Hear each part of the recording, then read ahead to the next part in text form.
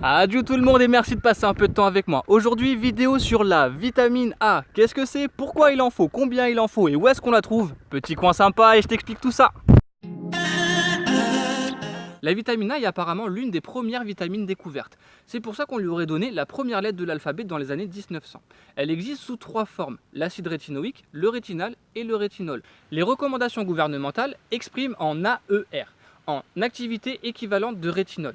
C'est une vitamine qui est liposoluble, c'est-à-dire qu'elle est mieux absorbée en présence d'acides gras. Le même aliment, avec un petit peu de lipides, aura une meilleure absorption au niveau de cette vitamine. Maintenant, voyons pourquoi et à quoi ça sert. Ça va servir à 4 grandes fonctions, notamment au niveau des yeux. Pour le cycle visuel, c'est tellement compliqué que je vous laisse un lien dans la description pour Wikipédia, ça va vous expliquer beaucoup mieux que moi.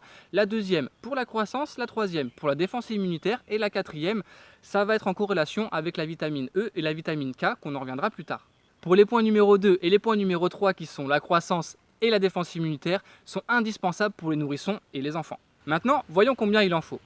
Le rétinol, exprimé en UI, unité internationale, est utilisé pour les recommandations gouvernementales en termes d'alimentation. On estime pour les hommes à peu près 3000 UI, pour les femmes 2400 UI et pour les femmes enceintes environ 4000 UI, ce qui représente pour les hommes 1 mg, pour les femmes 0,7 et pour les femmes enceintes à peu près 1,5. Ces recommandations-là peuvent un petit peu évoluer, notamment si on a certaines pathologies. On prend notamment par exemple les diabétiques qui peuvent excréter un petit peu de vitamine A dans leur urine, ou alors ceux qui ont des défauts de thyroïde par exemple.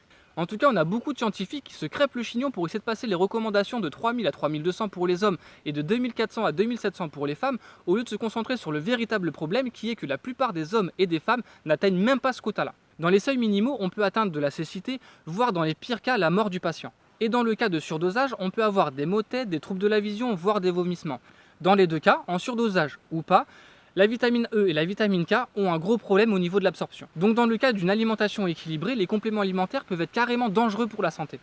C'est bien beau tout ça, on sait maintenant combien il en faut, mais où est-ce qu'on trouve tout ça? Eh bien c'est simple, les 3 produits animaliers les plus courants qui ont beaucoup de vitamine A sont les œufs, le lait et le foie. Attention pour ce dernier, si on en mange tous les jours à grande quantité, on peut facilement atteindre des doses excessives en vitamine A.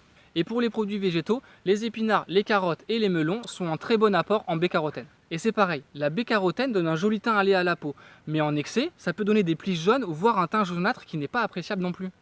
Donc voilà, on a fait le tour de la vitamine A, maintenant on sait pourquoi, combien et comment on peut l'absorber. Mais je te vois venir. Ouais mais du coup je fais comment maintenant moi? Si j'en mange pas assez, je suis pas bien, si j'en mange trop, je suis pas bien, je fais quoi moi? Eh bien c'est simple, si tu as une alimentation équilibrée et variée, t'es pile poil dans les quotas. Donc lâche tes compléments alimentaires, tu mets ta casquette, tes baskets, au sport et à 10 chats. Première lettre de l'alphabet. Ah putain. La vitamine A est... Oh d'accord. Ah, dommage. Est utilisée pour les recommandations gouvernementales. Est souvent utilisé pour les recommandations gouvernementales. Putain, une meilleure absorption au niveau de cette vitamine. C'est mieux ça.